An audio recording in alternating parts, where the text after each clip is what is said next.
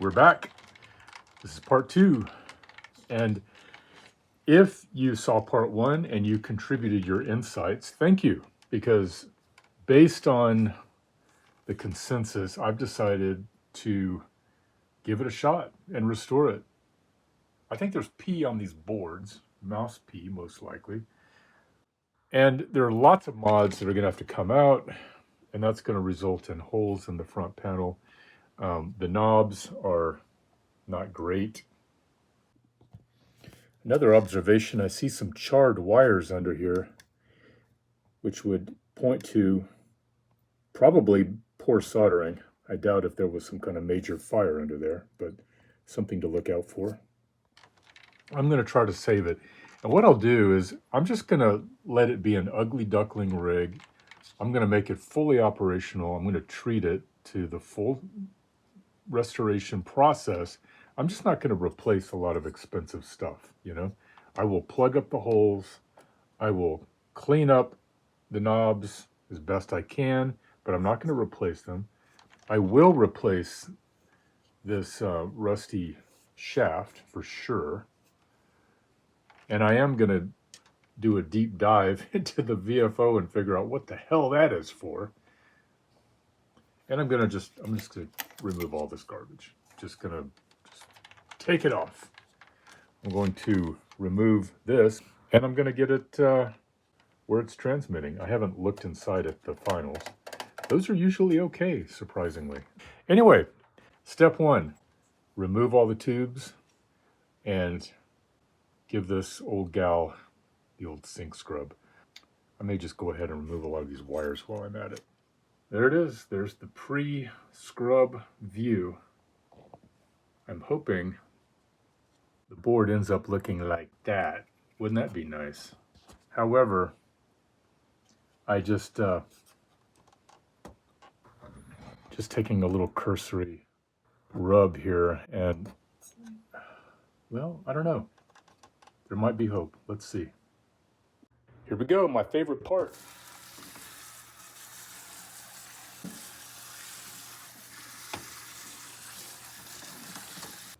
With some plain old dish soap and paintbrush.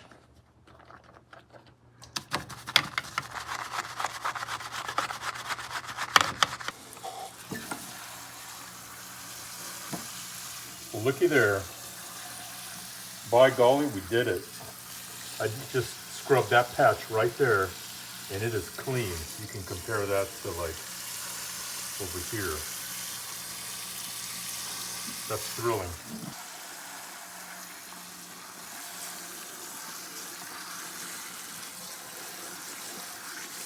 Oh wow.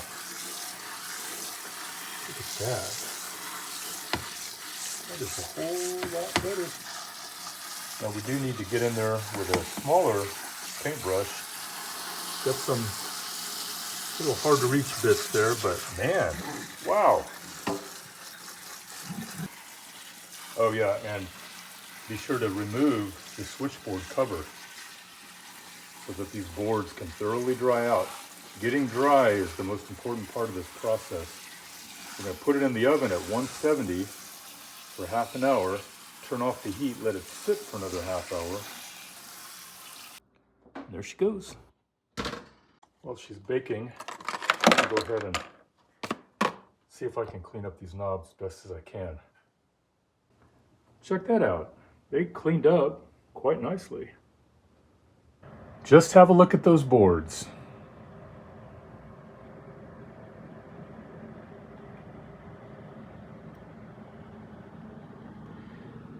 Remember when I was saying wouldn't it be nice if the surrounding board looked like the center there? That's nice. So, now the fun begins. I'm going to go through, I'm going to check every resistor, replace any that are more than like 18% above what they should be. I may also replace these just as a matter of course. I find that these have been going out on me a lot lately. They'll work one day, and then the next day one or both of them will be like, I don't know, 100 times what they should be. It'll go from like, okay, maybe not 100 times. Yeah, it'll go from like 1K to 10 megohms or something. Crazy. So, looking good on this side. So, I do think I may have another front panel. This is not in bad shape. It's just got 1, 2, 3, 4 holes, and that's a big one. Wow. I'll leave a link to these sheets on the video description. What I did was I just isolated all the resistor values, put them all on one page. If you try to go through the manual, you will find that the resistors are scattered across several pages for each board.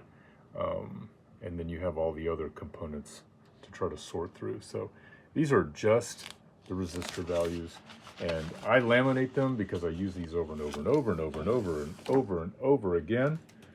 But yeah, print them out and just mark the ones that need to be replaced. Easy. Well, that was something. I only found one resistor that was outside of our threshold of 18%. The rest of them were fine. They were like 10%, maybe 15. That's it. Some were even 2 or 3%. So that's good. I took out that carrier null pot, replaced it with a 20-turn pot, and you'll see those little blue diodes. There are 4 of them. Those are new. I do that as a matter of course, whether they work or not, because they will fail eventually, those germaniums. And then, of course, replace the paper caps. And then I replace this electrolytic and then this film capacitor. Next, I'm going to take out the VFO. I want to see what, there were 2 things. There was a wire wound resistor coming out here, and then there's this mysterious wire coming out next to the VFO coil. I don't know. I want to find out. Removing the VFO means removing these 2 screws here. There are 2 set screws on the shaft. These 3 wires have to be desoldered. This has to be pulled out. And then 4 screws here, here, here, here. And you better have a nut driver if you're going to attempt this. This is what a nut driver looks like. And you better have a nut starter. Where are my nut starters? That's a nut starter. You're going to need that to get these 2 nuts back in there. Every now and then I get one of these, goes that way.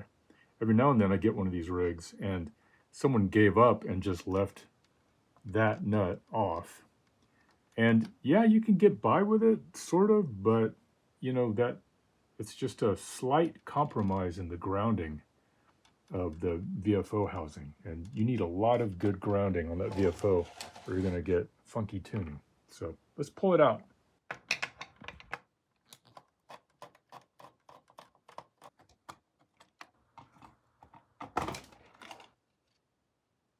Okay. So that big wire wound resistor that we found, it was 10 ohms, and it's going right here to the cathode of the VFO oscillator tube. And then there was this small wire connected to a resistor mounted right there. Anyway, I'm just gonna eliminate it and get this thing back to spec. The service bulletins call for gluing this capacitor to the wall of the VFO. I'm going to do that. I'm going to add a grounding strap from the variable capacitor body to the body of the VFO, and it's going to also attach to this little tab right there. That's another modification suggested in the service bulletins. The last thing I want to do, this is something I've been doing a lot lately, those bearings, I'm going to spray them out, and then I'm going to just shove some grease with aluminum particles right in there. I'm just going to mash it in there to help get a better electrical contact between those bearings. A lot of times when you've got funky tuning, it's because those bearings aren't making good contact. This is the stuff. It's the L260 with aluminum particles. I have sprayed this out with contact cleaner. Now basically I'm just gonna squirt that in there. Just mash it in. So there's what we've got. Capacitor's glued down. This is my ground strap. I solder it here. There's a convenient hole right here in the body of the variable capacitor. That goes to this solder lug that I added, and then right to this little point right there, this tab on the capacitor. And just make sure it's got room to turn, and it does. And that just gives it a better ground, and hopefully ensures better tuning. It's the next day, next morning, and I was about to put the VFO back on because I'm really eager to get this thing running. I want to hear how it sounds. But with the VFO off of there, I thought, you know, how difficult would it really be just to change out the front panel? And I went through my front panel collection. And by the way, it's amazing how many of them have these extra holes cut in them. But I found one. Just needs to be cleaned up. I think that would be a big improvement. I'm going to time this and see how long does it take to remove that one and pop that one on there. Let's see. Getting this off there, it's not so difficult. It's really just a matter of removing all these nuts and screws. Get that meter off there. With the VFO removed, this task is greatly simplified. You know, the hard part about doing a front panel replacement is getting these two switches back in there. Because once the VFO housing is here, it's really not that easy to get those nuts back in there. Whole lot easier this way. So let's go for it.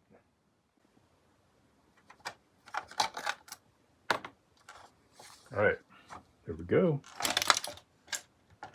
Total removal time, 11 minutes. Now let's see what it takes to get one back on there. By the way, as I was getting that off of there, this ground lug popped off from the mode switch. That should be soldered to one of these pins on the underside. So I'm gonna make damn sure that's on there correctly. I think while I've got this open, this would be a good time to take this shaft off of there and shine it up. Why not? And here's a little tip. If you're going to remove this, you're going to also need to remove the inside shaft, which means disconnecting it from this coupler right here. When cleaning these front panels, do not use something like crud cutter, and I'll show you why on one of my spares.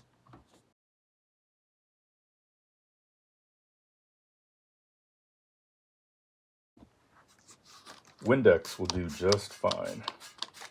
All right, that's about as clean as this one's going to get. This one saw a lot of use. You know, right here, years and years of flipping those meter switches back and forth just left a lasting imprint. Just gives you an idea of how much use these rigs used to get. This operator decided to put the band markings next to the frequency indications, and those are going to be really hard to get off. I may try a little touch-up paint later, but anyway, that's a hell of a lot better than what we had. All right, now I've got my stopwatch going. Let's see how long it takes to get the front panel mounted and everything mounted to the front panel. Let's go. There she is. Total installation time about 20 minutes, so not bad. Polishing up the shaft, pretty easy. Just need a power screwdriver and some Brasso.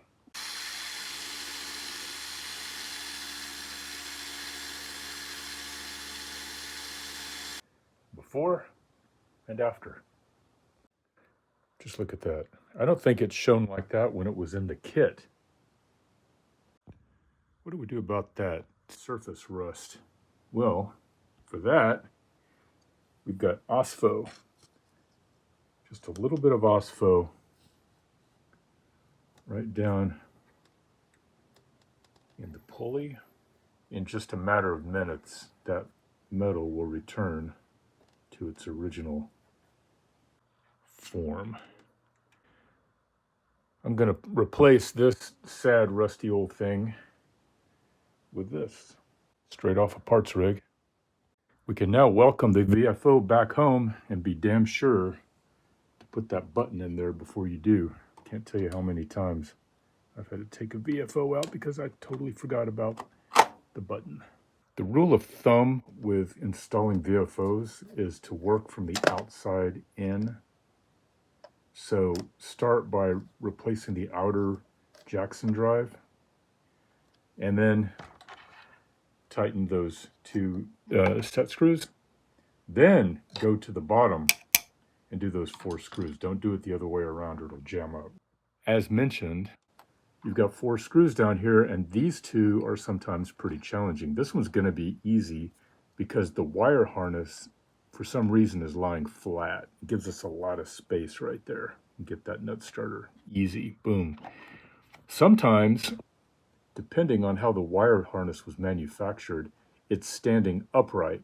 And try as you might, mashing it with a screwdriver doesn't help. You just can't get your nut starter at the right angle to get that nut on there. What I've done sometimes is snip these threads that bind the wire harness, snip them all, and then separate the wires and flatten them. You can do that. Our wires are reinstalled, and guess what? We're ready to repopulate the rig with tubes.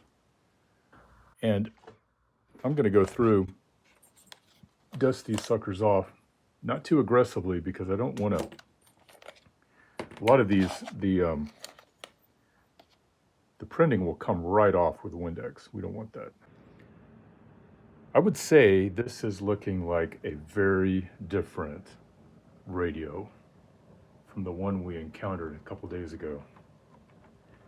I think it's time to plug it in, fire it up, and see what happens. And by the way, I do think I am going to replace that phono socket for a real SO239. Oh boy, here we go. Okay. All right. What was that? I don't know what that was. Let's try it again. Well, it's not popping now, and we're getting meter deflection. And I'm hearing something on the speakers. God, what the hell was that popping?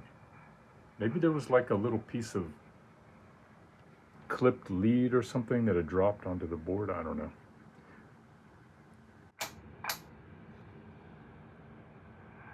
Oh yeah, that's what I like to hear.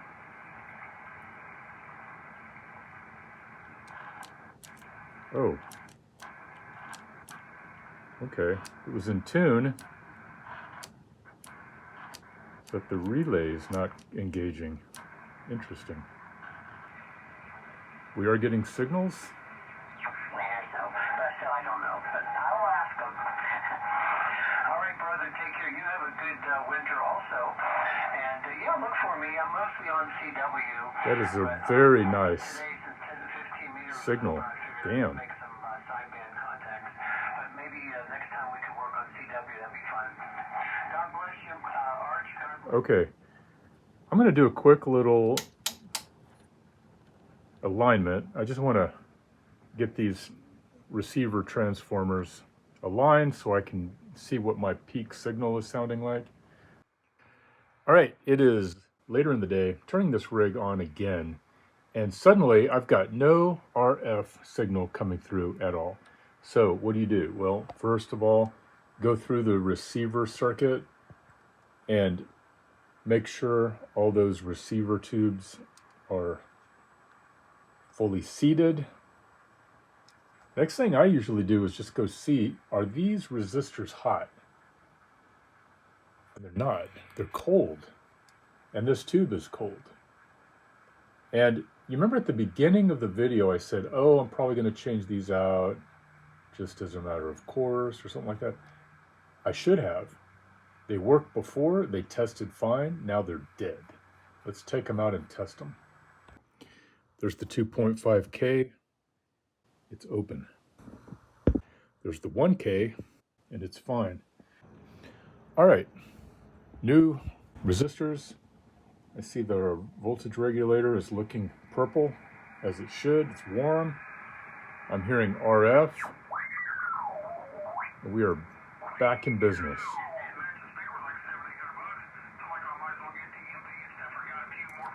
So let's see, where were we? Oh yeah, that damn relay wasn't working. Okay, so for that problem, first thing I do is go to tube V12, that's the relay amplifier tube, and I swap it out. I did that and it made no difference whatsoever.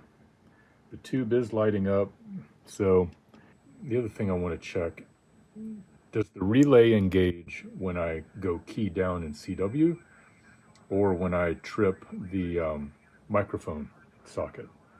So I'm going to go to pin 2.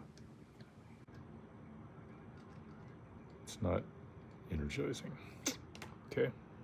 We're in CW. Let's see if that works. Oh, it does. Okay. All right. So why is it not tripping? Oh, wait a second. I don't have the damn microphone socket hooked up yet. Let's go do that. That might help. All right. Socket is wired, and we're going to short the switch side of the socket, and it works. So, all right. It's only in the tune position. Oh, what? Now it's working. Actually, in retrospect, I'm wondering if not having that wired in broke the circuit for the mode switch going to tune and triggering the relay. I don't know, but it's working now. And guess what? I've got output. All right, clean the mode switch, and then I think I'm going to just stop, remove that 2-pin Amphenol socket, and change out that stupid RCA phono jack. That's just, ugh. Why did they do that? I guess saving money. I don't know many people who keep those phono sockets on there for the antenna. These are my hole plugs. You can get this set on eBay for, I don't know, 12 bucks. It's cheap. This is the one that comes closest. It's rare that you find one that fits perfectly. It's just a hair too big, so I'm going to widen that hole just a little bit so we can plug it. Is that essential to the operation of this rig? Absolutely not. But it's going to look a whole lot prettier.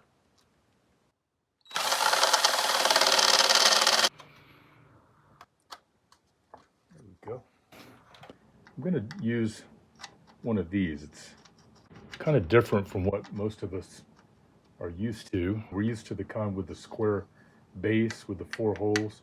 Well, this is just one hole, and rather than ground it on the 4 holes of the base, this thing just grounds right to the chassis. Comes with some hardware. This is the ground tab that we'll need to connect to the relay 1. So yeah, let's get on it. Okay, there we are, wired in with our new antenna socket, which I love.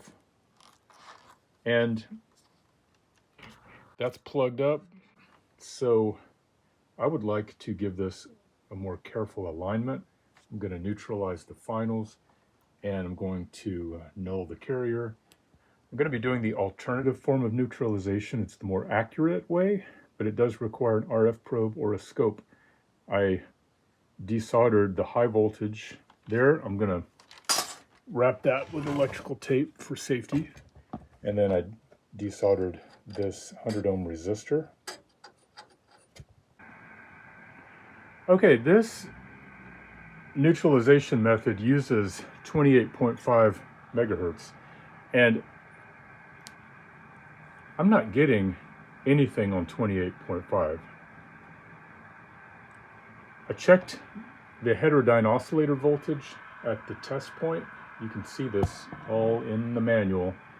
Heterodyne oscillator voltage check is in the transmitter alignment section. I have essentially no voltage at that location. So whenever that happens, one of two things are usually at play.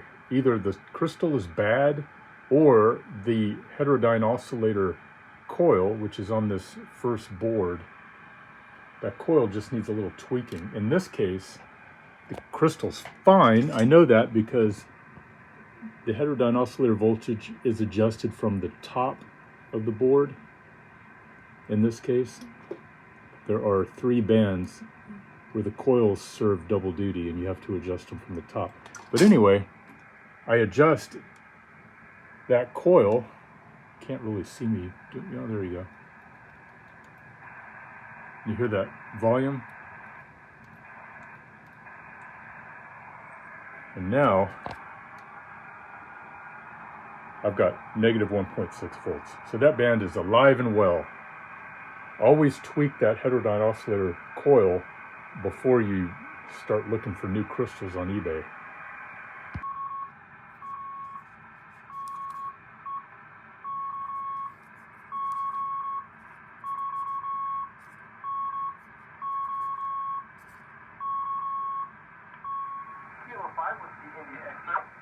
November 5, Oscar Lima Alpha.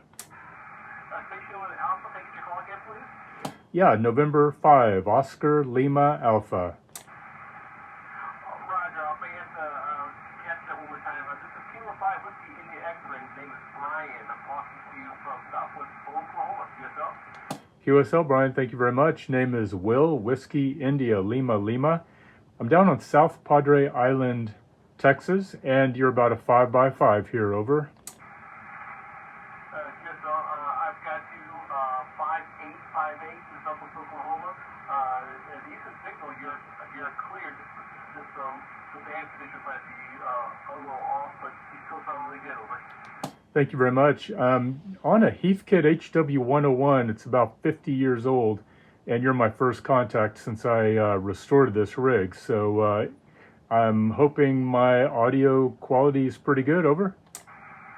Roger, you came to 5.9 last time, 5.9. Again, good signal. I presume, is that off Texas? Roger that. That's down on the southern tip, close to Brownsville. In fact, if you see the SpaceX launch today, that's going to take place about 7 miles from my QTH, over. Roger, that's got to be, you should be able to see it very clearly. Is it sunny out there? I'll just be stepping right out onto my driveway, and I can see it clear as day. Sure is loud, though, and it makes the whole house shake, over.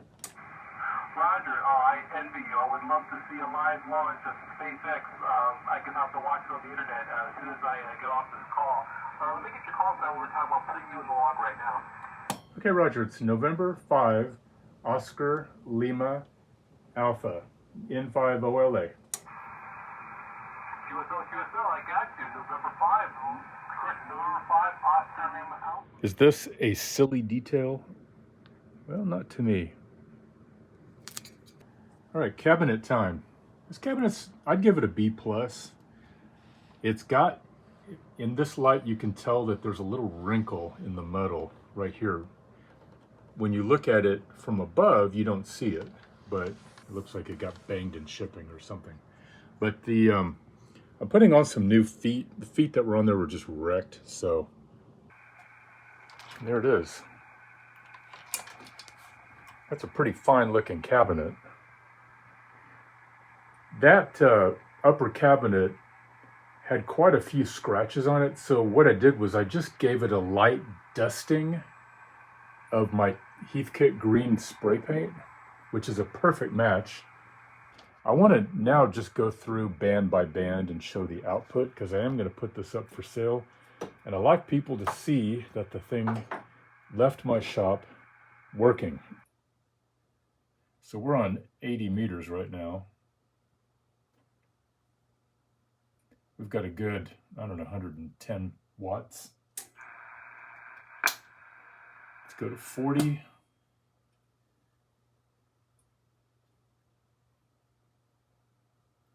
Is full output. 15, full output. And 10, wait, no, that was 20, this is 15, okay.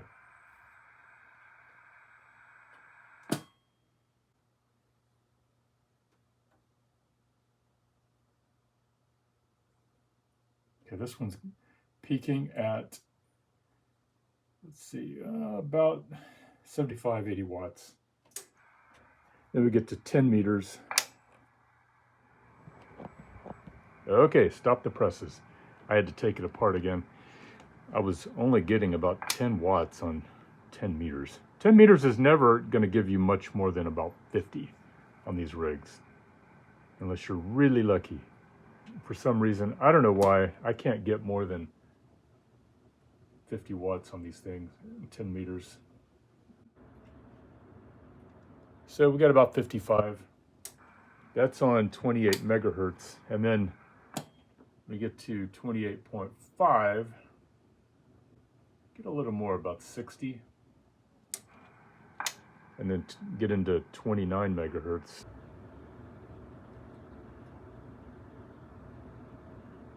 Closer to about 65 now. 29.5.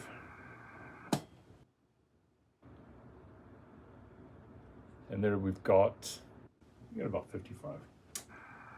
Yeah, 10 meters is a little tricky on these rigs, but there it is. Now it's hopefully not going to find any more issues, and I can put the cabinet back on and try to find this baby a new home. There it is, the Heathkit HW-101. Plucked from obscurity and a likely fate as a parts rig. And it's running really great. And it looks great. It's got a light dusting of my Heathkit green spray paint. I sell it on eBay. You can also hit me up on my email address, my QRZ page, or I think you can hit me up on n5ola.com. Yeah, we had a lot of mods on this rig, a lot of them, but they were reversible thanks to this replacement front panel. Made a big difference, and it was worth the investment of 1 hour of labor. That's all it took, and now this thing's looking excellent. The internal mods were easily reversed, and those boards just, oh my God, they look great. They just look so nice. And of course, nobody can see them now. Lots of lessons in this restoration, huh? We really thought this was headed for that shelf where I keep my parts rigs, but no, it's been reincarnated. So good luck with your restorations, and keep in touch. 73.